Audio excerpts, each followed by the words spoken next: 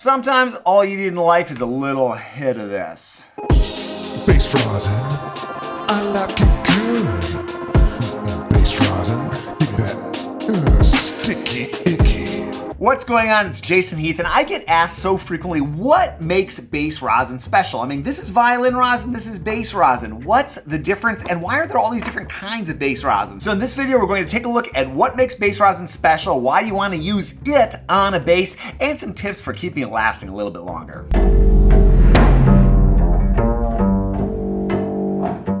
The main difference between bass rosin and the other rosins is its stickiness. Sticky icky.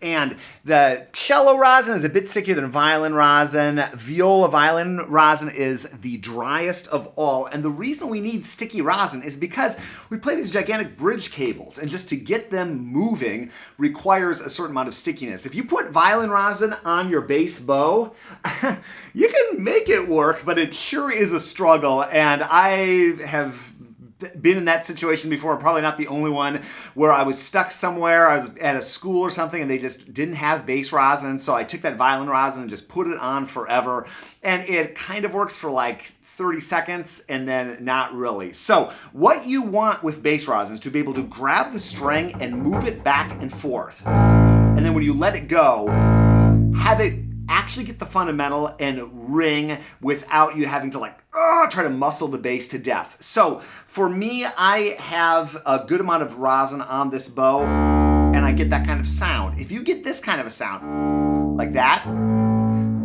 we call that sul tasto, or just not getting the fundamental. And that is oftentimes just a result of you not having enough rosin on your bow, or having dry rosin. And let me show you, I have all kinds of fun rosin goodies here. So I have some very, very dry pops.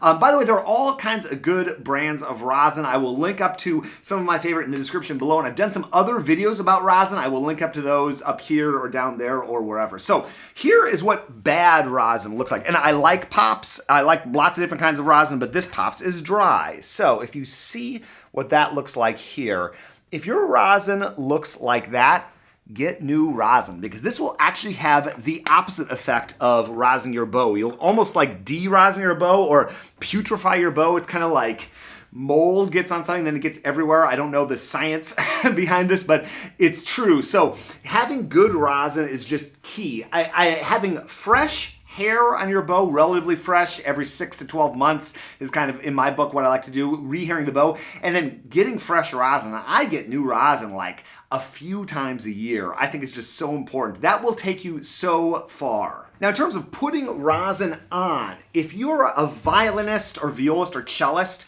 or you come from that world, you are probably used to seeing people put rosin on like this, where you sort of take it and you kind of like go like this. That's not really how we bass players put rosin on. We like a few confident strokes, going from the frog to the tip, almost like you're taking a down bow. And I have a good amount, so I'm just gonna put a couple on, and look, I broke a hair. That happens when you're rosining a bass bow. 3 strokes is generally what I do, and I sometimes I do more, sometimes I do less, depending on the season and what your climate's like. I live here in San Francisco, where it's basically the same temperature and humidity all year. So your mileage may vary. It's easier to put rosin on than take it off. So I start off the day usually playing a few notes just to get everything warmed up. Then I put on like that 2 strokes, maybe 3, and I'm good. That's plenty of rosin.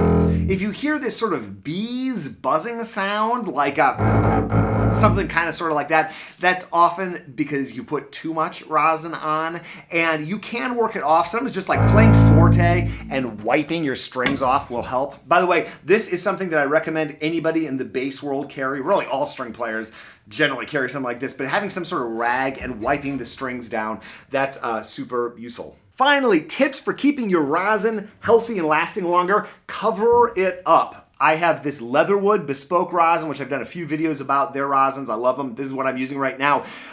This silicone case, just making sure that I put the top back on is helpful. And I can't tell you how many schools I've gone to where I see the pops on the base rack and it's open like this. And that's why the pops will look like that so often at those schools. So just covering it up. There is a method that I guess is kind of controversial, but does work. I've tested it out. I will link up to a video about that, how to revitalize your rosin. That does work.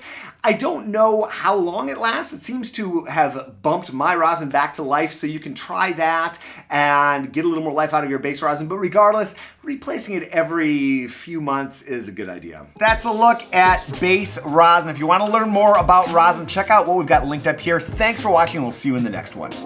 Sticky icky. Base rosin, it's so nice and sticky.